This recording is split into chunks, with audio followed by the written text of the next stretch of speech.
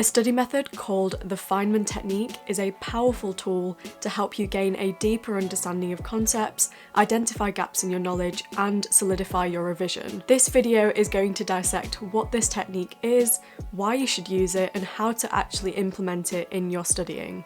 Hi everyone, welcome back to the channel. My name is Raina. I'm a fourth year dental student, and in this video I'm going to be talking about how you can use the Feynman Technique to study more effectively. So the Feynman Technique is named after Richard Feynman, who was a Nobel Prize-winning physicist in the areas of quantum mechanics and particle physics. He was known for being able to explain really complex concepts in a simple way that everyone could understand, and he was able to connect with many students by doing this. And essentially there are 4 really simple steps to using the Feynman Technique, and it's best used for strengthening your pre-existing knowledge about a topic rather than learning something completely new. So step 1 is to choose the topic that you want to study about and write it at the top of your piece of paper. Like I said before, this works best if it's a topic that you already have some knowledge about, and if it's a small specific subtopic within your subject that can be explained in 1 to 2 pages maximum, and it's not too broad of an area. This could be something like Hess's law in A-level chemistry. Step 2 is to explain the concept on paper in simple language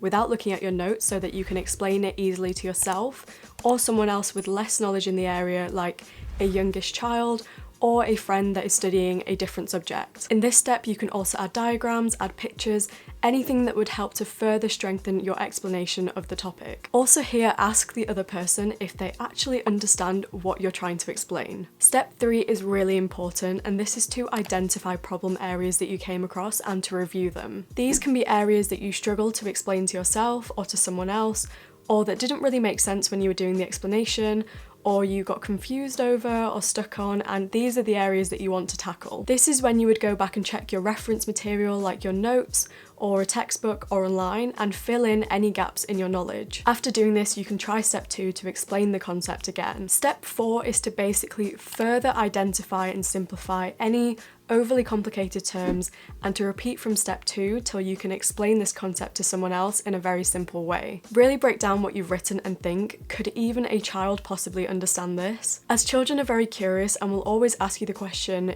why does something happen?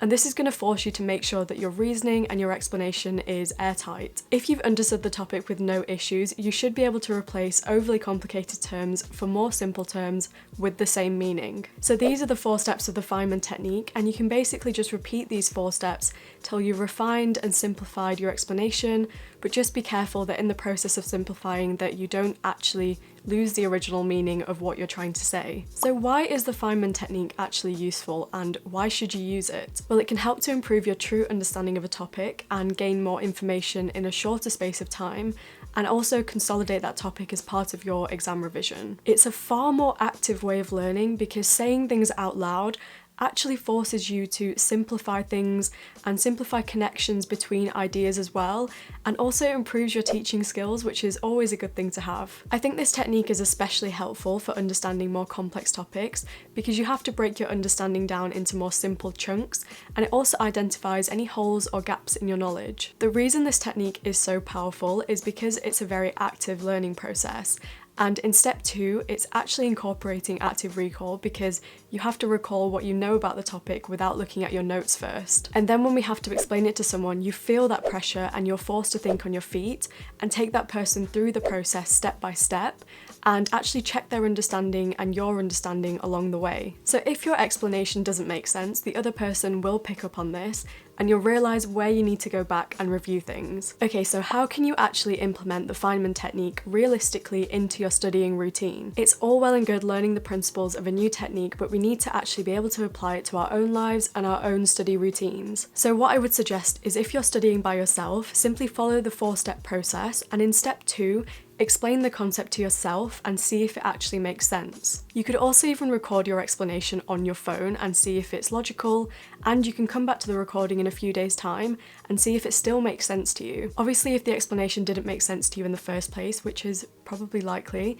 you want to keep going back through the Feynman technique and refining what you've written and simplifying things till it does. If you are having a study or revision day, I would recommend using the Feynman technique around halfway through your day to check your understanding of a specific topic or a concept that you learnt about earlier in the morning. And you can also use it at the end of a day for consolidation of a topic that you learnt about earlier that day. Just bear in mind to not pick too broad of a topic and keep it to a specific concept, principle, or process to really benefit from this technique. If you're studying with other people, it's a very similar situation, but in step 2, instead of explaining it to yourself, you would go and explain it to that other person. And again, on a given study day, after you've covered a few different topics, you might want to check in with your friend or this other person halfway through the day and explain a specific concept or a process to them in a simple way. It may also help if your friend isn't doing the same subject as you, or doesn't have the same background knowledge as you, or hasn't covered this topic in their revision yet, because if they understand your explanation